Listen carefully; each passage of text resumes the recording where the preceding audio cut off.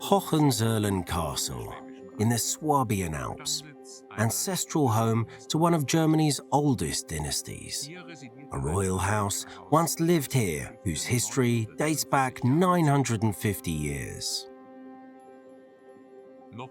Even today, almost 100 princes and princesses belong to the Hohenzollern dynasty, which produced German rulers, kings, and Kaisers.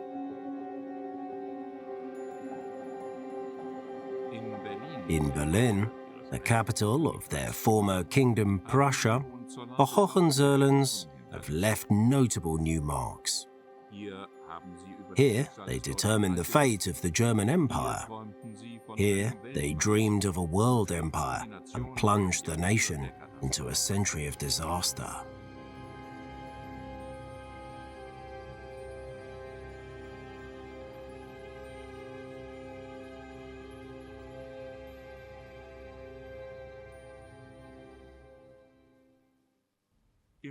In August 2011, Berlin's neighboring city Potsdam becomes the setting for an event which attracts attention throughout Germany. High-profile guests are invited. The press gets into position. German television networks even broadcast live. The occasion is the wedding of Prince George Frederick of Prussia, the current head of the former royal family. We were a bit hesitant to have our wedding televised. The fact that Prussia is a polarizing topic is something I've known since I was a child. And just as I've met people who celebrate and honor my ancestors and all things Prussia, there are also people who take a very critical view of it. After all, it is the great-great-grandson of the last German Kaiser who is being celebrated here. Among the celebrities are representatives of German aristocratic families, prominent celebrities, and emissaries from European royal families. Politicians also want to bask in the nostalgic glory of the Prussian crown. And that in Potsdam. You know, you have to remember that it was still communist 20 years ago. In former East Germany, it was completely unthinkable that something like this could happen, that the presence of the House of Prussia could be brought back into consciousness, that it still exists and will continue to do so. And I was also moved to see how people were gathered in the streets. The bride is also from nobility, Princess Sophie from the House of Isenberg. But alongside the joy of the glitz and the glamour, there are also criticisms recalling Prussia's less glamorous legacies. Prussia is viewed with mixed feelings by historians and the general public. There are Prussian associations and Prussia enthusiasts, and there is equally fierce opposition. This all has a lot to do with Prussia's two-faced nature. Two faces for which the famous representatives of the House of Hohenzollern are responsible for. Frederick the Great, who made Prussia a great power. The price? 3 devastating wars costing hundreds of thousands of lives. Wilhelm I also went into battle. Prussia had France in its sights. At the expense of the French, the German Empire was born, with Wilhelm as Kaiser. His grandson strove for world domination. Unlike any other German monarch, Wilhelm II was defeated amidst trumpets and drums. At the end of the First World War, the nation rebelled and protested against the rulers for reforms and a republic, which failed after just 14 years, ending in the Nazi dictatorship. After losing the Second World War, more than 12 million people lost their homes. So too did the members of the House of Prussia. After 1945, with the family fleeing to the west and the collapse of the entire country, that was actually the downfall of the dynasty, so to speak, which was 950 years old and had been a power in Germany and in Prussia for 500 years. And so today, the family lives much like any other citizen, just with a completely different tradition and a completely different heritage. Bloß mit einer natürlich ganz anderen Tradition und einem ganz anderen Erbe. What was left of the Prussian palaces after the war now belongs to the state. Around 150 historic buildings and 800 acres of parkland are managed by the Prussian Palaces and Gardens Foundation.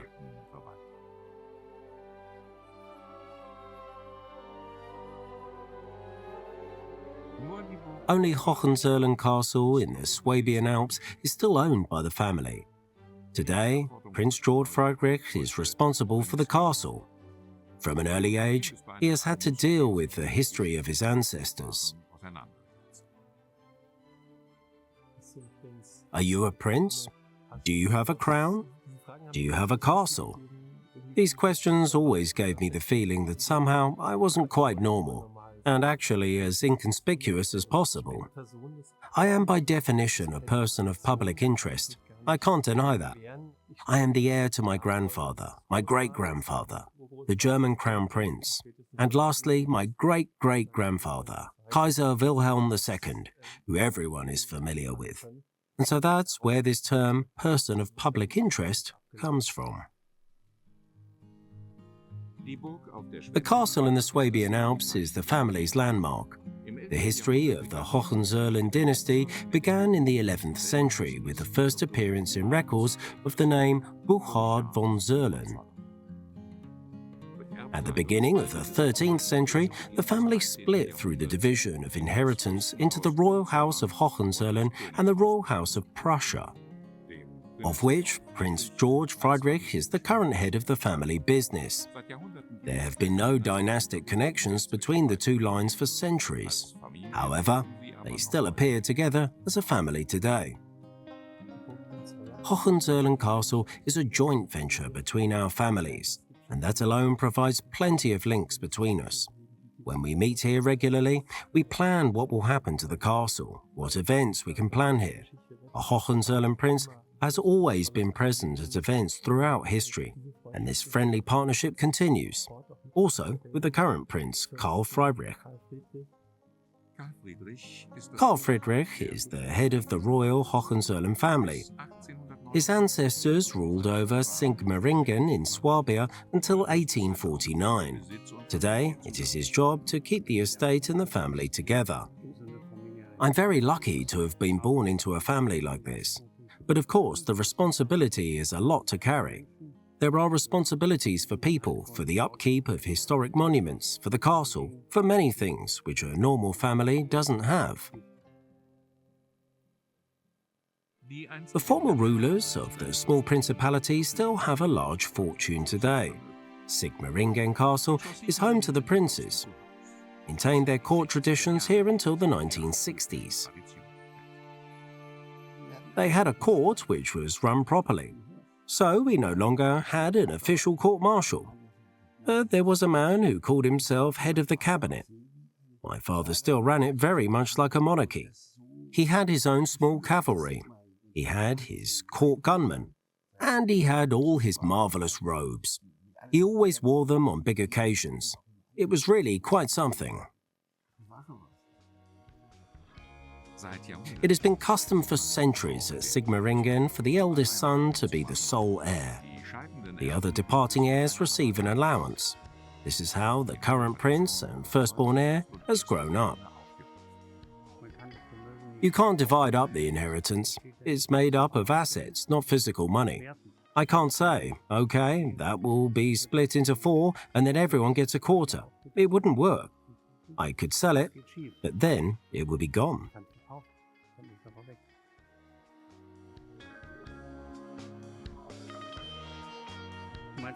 My father said to me, "So, are you ready for this way of life?" And when you say yes, it's understood that you therefore live in the expected way from then on. Prince Carl Friedrich also inherited 1/3 of the Hohenzollern castle from his father. The large remainder belongs to the Prussian line. But unlike the Prince of Hohenzollern, the Prince of Prussia was not able to rely on his father's advice. Very sadly, I did not know my father. He died when I was just over a year old. He was in the German army as an aspiring lieutenant in the reserves and had a very serious accident which left him very badly injured. It's a strange feeling to realize now that I'm older than my father ever was.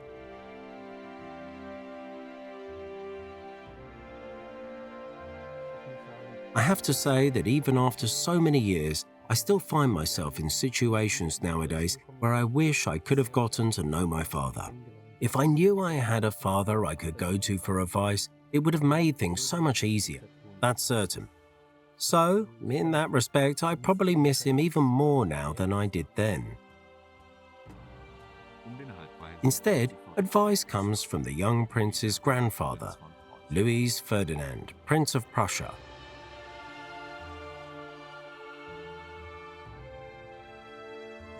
The independence that this young chap has achieved is down to the fact that, firstly, he's got what it takes. So he's absolutely intellectually capable. And he has this wise, kind grandfather gently guiding him, without trying to be his father. Prince Louis Ferdinand grew up in the monarchy. In keeping with his status, in 1938 the grandson of the last Kaiser married a Grand Duchess from the Russian Tsarist family. In 1951, Louis Ferdinand became the head of the House of Prussia. He had no criticisms about the Federal Republic, but merely said that should the people want there to be another Kaiser, then he was ready. However, he remained a ruler only amongst his own family. Uncle Lulu was always very kind and friendly. At the castle there were events and parties and sometimes sadly funerals. And you would see him there and he was actually very approachable. He was very musical, very talented, and gave wonderful concerts and composed music.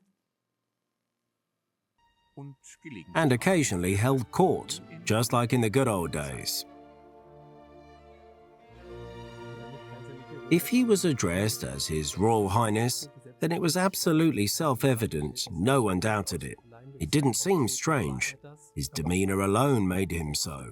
But on the other hand, he was still the typical grandfather to me. But the grandfather had a little problem. There were two skeletons in the closet, or rather corpses in the cellar. Until 1991, the coffins of the two Prussian kings were stored at Hohenzollerns Castle. Shortly before the end of the Second World War, the remains of Frederick Wilhelm I and Frederick the Great had been transported to the West. Restoration of their coffins brought certainty about the condition of his two ancestors. My brother acted as the family's witness, as none of the Prussians were able to. He saw the remains of Frederick the Great's body. His uniform still had that Prussian blue color, but otherwise he said that he was, as we know about the king already, very small with his very prominent nose and this crooked mouth, which was so lopsided because of the stroke he had had. There also is his death mask too, which you could use to orientate yourself. So it was deeply shocking to think, right, this really is a historical figure. Frederick the Great, they are long dead, but it still gives you the shivers. In August 1991, these two legendary Prussian ancestors set out on their final journey. They were escorted by the German army, which resulted in public criticism, and travelled by private train to Potsdam, made possible by the recent reunification. But the reburial of the Prussian coffins was controversial. A few weeks after the decision to reinstate Berlin as the German capital again was made, this repatriation in the presence of Chancellor Helmut Kohl led to fears of a resurgence of German grandeur. I can still remember us travelling behind the coffins as a family in cars and buses, and people really came right up to the window. And of course, there were some masked demonstrators there among them too. And I can still remember there was this picture of Frederick the Great with a skeleton head being carried around. It got quite loud and there was something a bit sinister about it all. This was not how Frederick the Great had imagined his funeral. He wanted to be buried without pomp, splendor, and ceremony. The glory of the old monarchy still shines today. Even after 3 centuries, the fascination with Prussian kings seems unbroken. Today, the former king's tomb has become a tourist attraction. He was a genius in many ways, but genius is dangerous in a monarch. And he had too much of it, as other Prussian monarchs have also had too much genius too. They end up becoming victims of their talent. From 1415, the Hohenzollern family were the rulers of Brandenburg. The rise of the house began in the 17th century with the great elector, Frederick Wilhelm of Prussia. His son, Frederick, was crowned the first king of Prussia in 1701. Frederick Wilhelm I came to power in 1713. His formidable army earned him the nickname, the Soldier King. He was called the Soldier King, but he never went to war. He knew simply that an army was advantageous for strengthening diplomacy, to give him power and, if necessary, to defend the country. They were warlike times completely. It was the time period of the War of the Spanish Succession, and this sentiment travelled throughout all of Europe, with Austria and England on one side and France and Spain on the other. It shaped the modern world, and this less wealthy Prussia, ruled by the Soldier King, had the enormous advantage of staying out of it. The army could consume up to 80% of a state's revenue. In this regard, the Soldier King made great savings. Ceremonial buildings were converted, such as the magnificent artillery arsenal building in Berlin, at great expense to his subjects. His reforms did not stop with the nobility either. This was his approach to governing, maintaining the economy, and running a stable state with full coffers. He had written a political will for his beloved son, but not so loved successor Frederick, to lay down rules of political governance that are still valid today. It starts with money. That good money should be managed well, and says not to throw the economy off balance by investing in Eurobonds or something else, for example. He advises frugality in bookkeeping, auditing, civil councils. You didn't have to be from aristocracy to climb the administrative ladder. You had to be able to achieve something.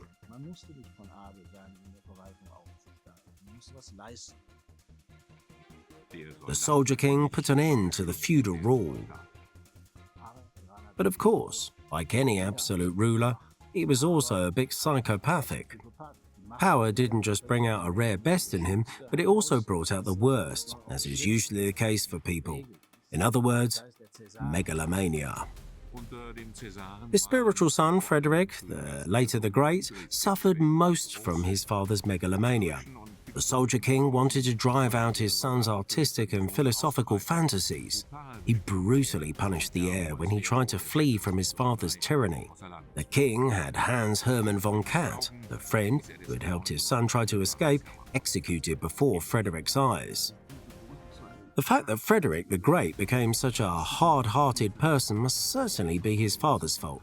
He was so brutal, battering and beating his son, and really destroying this poor boy's very tender soul. Relief came in 1740 with the death of his father. The king's oppressed heir transformed himself into a cool, calculating general. He took advantage of his father's army. He took on the powerful Habsburgs and invaded the Austrian province of Silesia. After 3 long wars over more than 20 years, it was finally conquered successfully. There were not only the immediate acts of war, but there were also the accompanying deep depression in the country, with the destitution and poverty. That didn't really bother him much. The conquest of Silesia was the crucial step in Brandenburg Prussia's rise to European power for the poor, sandy, pine-covered Prussia. There was hope connected with having a rich province, and Silesia was a rich province. He set out wanting to have a seat at the table of the greats. That is what he did.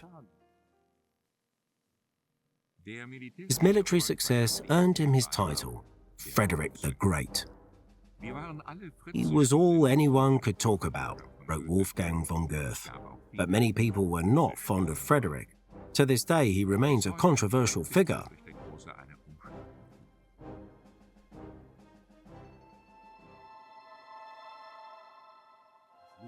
He is not seen as a perfect political beacon. The question still remains, what does historical greatness mean? It doesn't mean that he was a particularly good person, but rather that he had a huge impact, And in that sense, Frederick the Great was certainly great. große Zeit.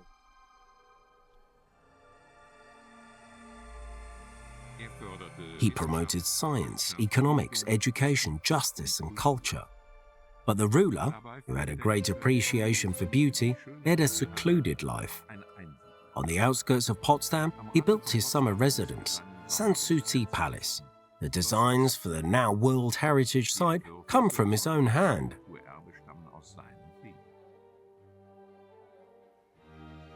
Frederick wrote, Frederick philosophized, Frederick composed, and even played concert flute.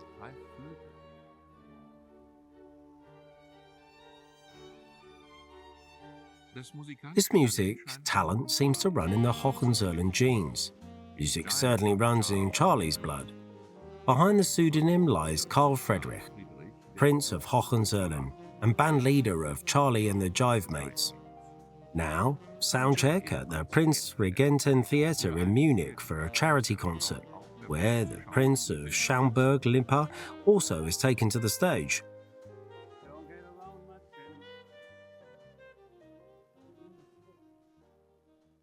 I grew up around music, and it is a wonderful equalizing hobby, because somehow you're someone else when you play, especially when you're on stage.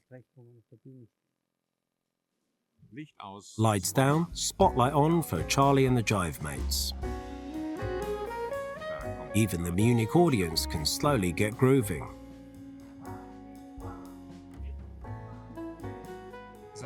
His biggest fan sits in the front row. His wife, Katharina, never misses a performance. He isn't some strange prince. He has no arrogance. And he's a great musician. He doesn't just play the saxophone. He sings, he composes, and also plays the guitar really well. So a total pro.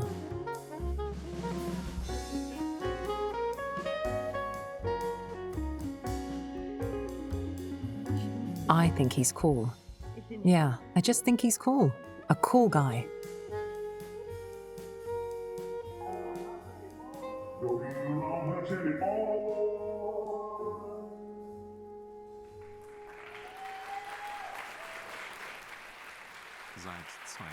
The couple have been married for 2 years. This is the prince's second marriage. Prince Carl Friedrich has enthusiastically devoted himself to his estate of castles, forests and industry. The family's empire's centerpiece is the Zollern steel manufacturers, one of the oldest companies in Germany, half of which the prince can call his own. The iron processing plant began operations more than 300 years ago. Zollern is still active in the metal industry today and is one of the largest employers in the region, with more than 1,700 employees. People are proud of the prince who lives here in Sigmaringen and is recognized as one of us. Locals see this company as a sort of anchor point in quite a turbulent world and want to be part of it. It's a company which has survived 302 years, has shown its stability and that it can withstand storms. Stormy times did indeed occur in the 1970s. Steel crisis and mismanagement. The company was on the brink of bankruptcy. More than 1,000 jobs were at stake. My father said at the time they couldn't expect these employees to deal with this. These families who have already worked for the company for many generations and who also had identity here. So, they sold a lot of real estate, forestry areas, investments and other things to help allow the company to continue.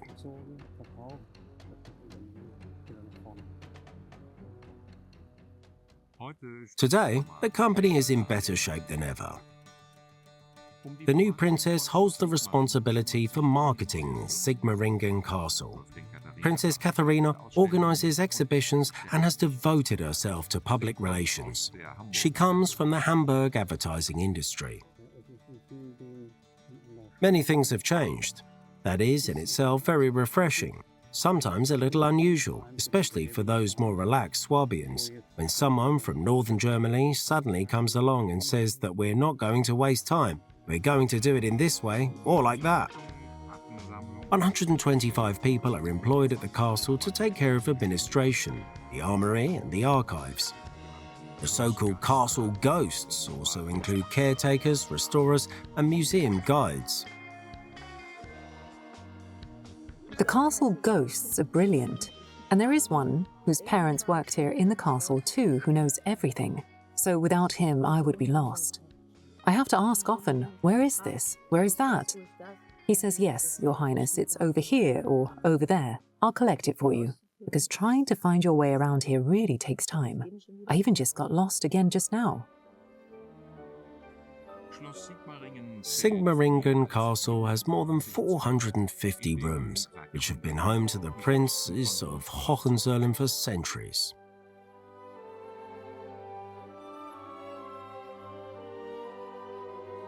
It all begins in 1061.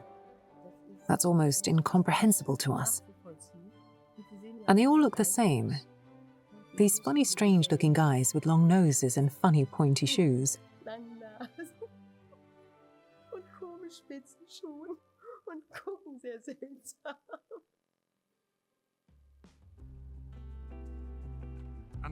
On the occasion of the 950th anniversary of the house in the summer of 2011, the Prince and Princess invited family and friends. Portuguese gallery of the castle houses all the big names. A feast based on historical recipes is on the menu.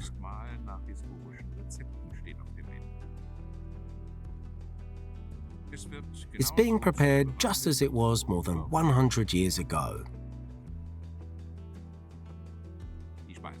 The menu dates from the year 1884.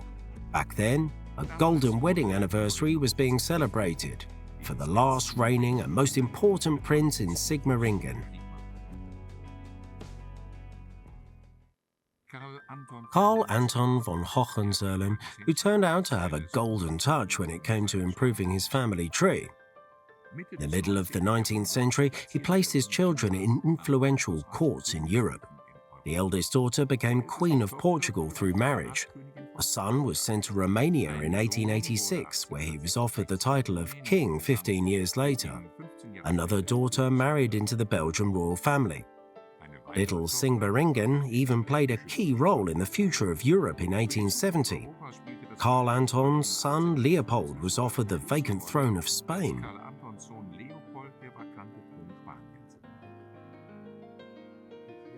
At that time, Prince Leopold was practically persuaded. It wasn't what our house wanted at all. It was a suggestion which became public indiscreetly. France felt snubbed. France feared being cornered from both sides by the German rulers, on one side by the royal Swabian dynasty in the south and by the Prussian monarchs to the north. Wilhelm I had sat on the throne there since 1858. However, he left governmental affairs to his ambitious Prime Minister, Otto von Bismarck. The cooperation between the monarch and his Prime Minister always followed the same pattern. Bismarck made the decisions, and Wilhelm I also obeyed when it came to the question of the Swabian prince's candidature for the Spanish throne. As he recorded in a letter on the 21st of June 1870, he only gave his approval unwillingly because he feared diplomatic consequences. And indeed, 3 weeks later, a French ambassador asked Wilhelm to withdraw the candidature of the Swabian prince.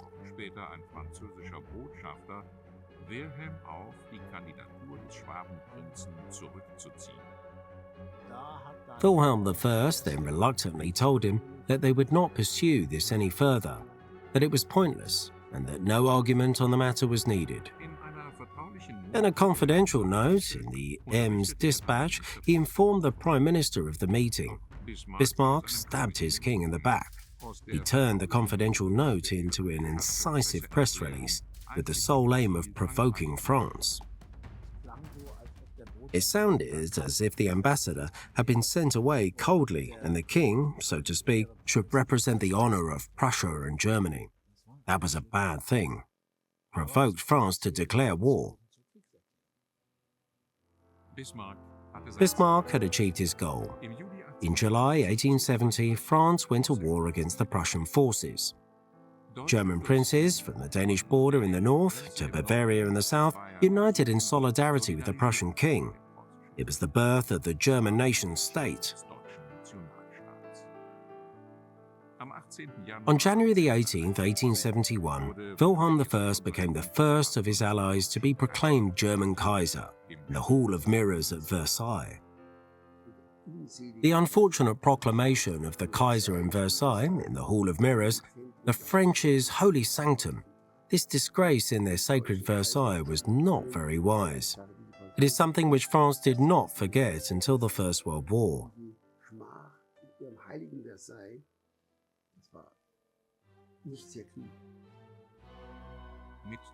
The German Empire brought peace to Germany with an economic upswing and social reforms, such as the introduction of a social security system, helping to bring the ruling family to great popularity. Wilhelm I's grandson came to power in 1888. Wilhelm II wanted to lead the Germans towards glorious days, as he proclaimed at the beginning of his reign. And he wanted, of course, to make Germany a great world power through the military. And Germany was, yes, a military state, so it did encroach on all areas of cultural life. And that didn't suit everyone. But if you weren't in the military as a man, then you didn't have a career. His militarism, his claim to imperial power, and his preference for grand entrances was not appreciated by all Germans. It's true that the Kaiser wasn't particularly popular. This addiction to greatness and always having to prove yourself, wanting to prove yourself, and his addiction to power and also his appearance, like with his uniforms and everything, is all actually a sign of a deep insecurity. He tried to downplay this insecurity and lack of assertiveness, but this staging had little grounding in consistent and systematic political realism. His ruling style became too unpredictable for many of the political leadership elites.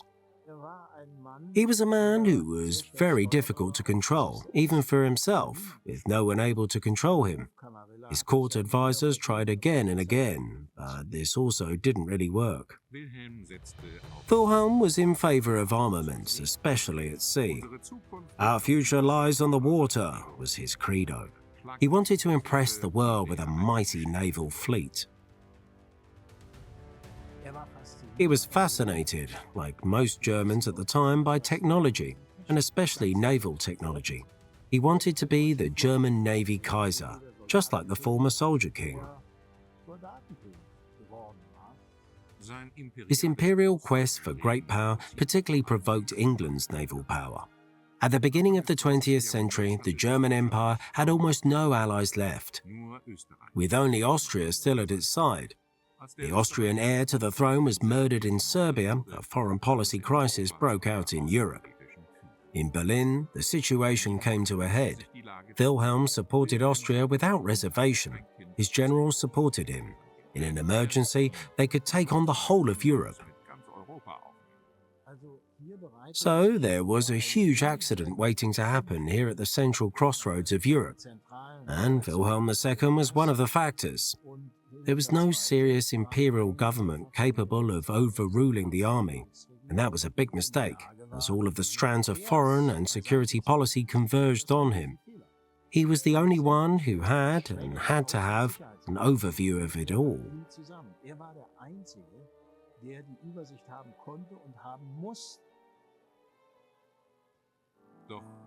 But he lost his overview. The Germans marched to their defeat in 1914 with jubilant patriotism. The Hellstorm, which has gone down in history as the primary catastrophe of the 20th century, lasted 4 years. Wilhelm II is despised by the world as a warmonger, but he was also a puppet of his generals. It was as if he had an enormous toy which he completely underestimated in its dynamics, in its self-destructive power.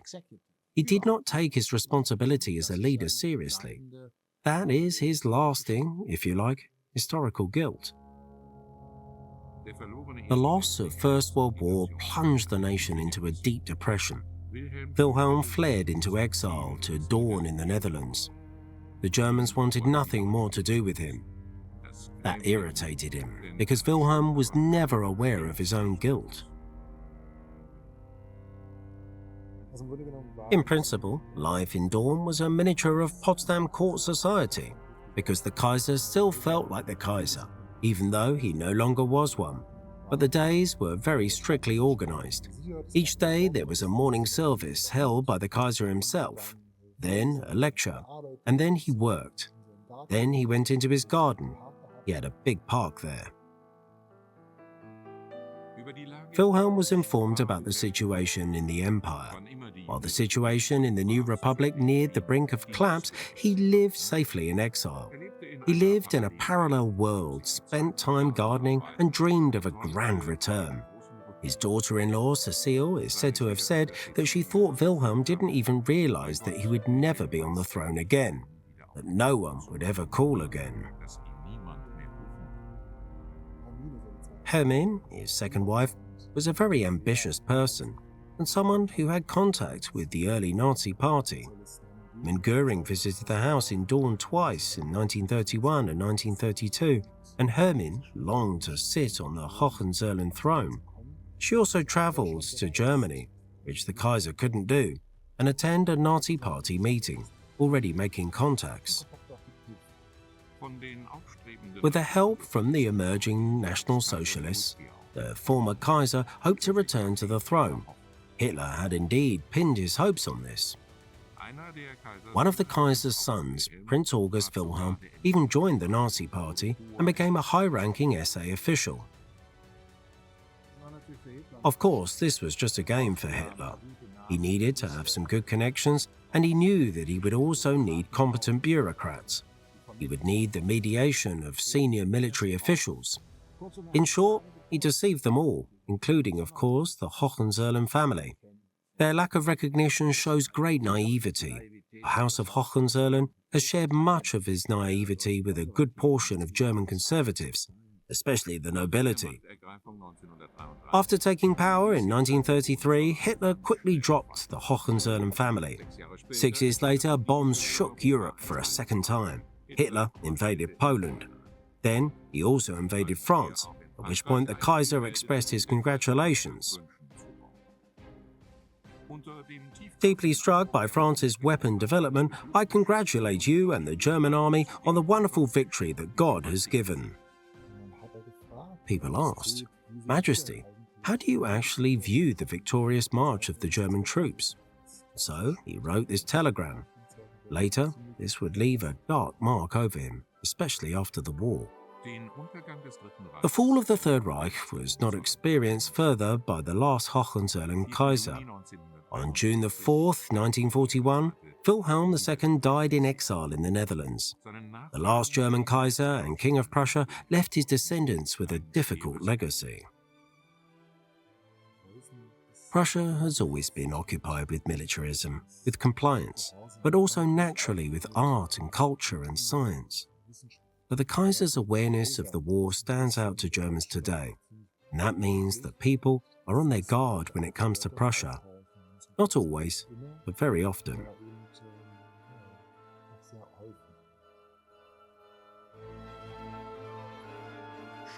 Even during the lifetime of Prince Louis Ferdinand, the grandson of the last Kaiser and the grandfather of the current head of Prussia, George Frederick, advised the family in restraint when it came to their ancestors.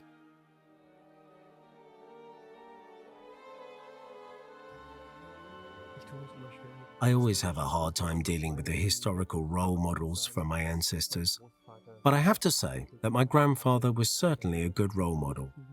He also belonged to the political resistance, which in turn included the military resistance in the immediate Stauffenberg area.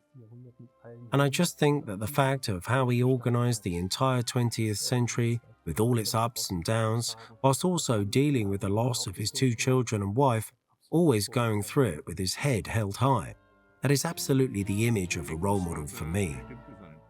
The grandfather made his grandson their sole heir of the remaining assets and successor as the head of the house, because his 3 sons had entered into improper marriages.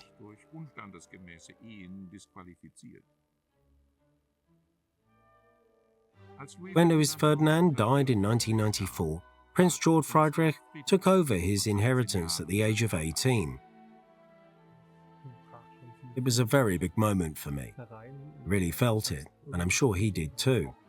That's why he asked at some point in the course of one of our meetings, "Let me ask you this serious question, George. Are you even aware of what could come your way?" The very serious look, which of course I will never forget. To represent the house, to administer the remaining estate, and to exercise the power to give instructions in family matters. Not an easy task for an 18-year-old. His uncles saw their chance. These uncles all had to sign. So after having marriages that were not in keeping with their status, they had to sign saying they would renounce, so to speak. That's what they all did. Nevertheless, they sued the young head of the family. I actually find it all very sad. George is doing very well. And for him, it must be a big burden, these attacks from the evil uncles. The ancestral legacy is still disputed today. However, no one can dispute Prince George Frederick's position as head of the family, even if he has no financial resources to fall back on to maintain the ancestral seat. Castle must be self-sufficient. The prince and princess visit Swabia regularly. Friedrich and Sophie earn their living working as management consultants. He in Rostock, she in Berlin. It is really a challenge. It must be said that we both only work 4 days per week, so we have 1 day free and our employers are both flexible. And yet it's still difficult, because there are so many people to see, and Prince George takes his duties very, very seriously.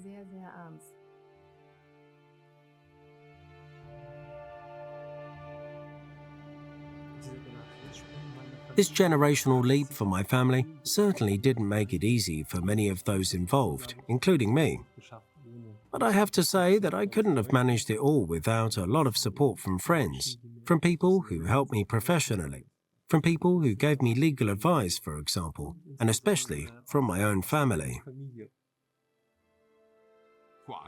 He appreciates support in particular from the Hohenzollerns family in Sigmaringen. I have a kind of role here where I take care of him, watch him and help him where he needs help. It's a true friendship. So we have a friendship that's like an uncle-nephew relationship. And my father liked him very much. They always had a very good relationship. We are a family, and that is the only way we can be strong.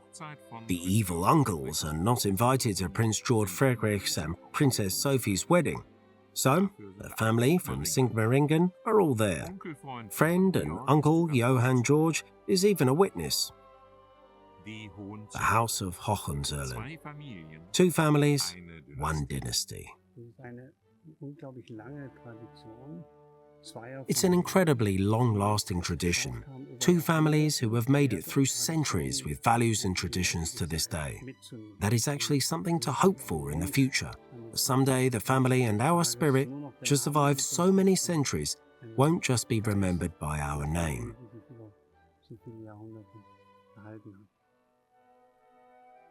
The House of Hohenzollern. They have left their mark on German history like no other dynasty.